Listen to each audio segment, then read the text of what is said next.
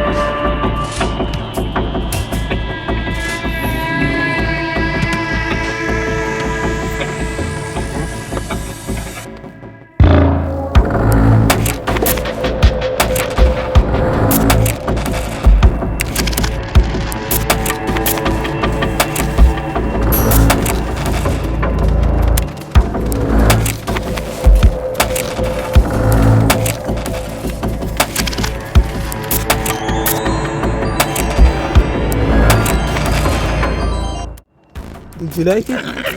Oh no, this is your horse.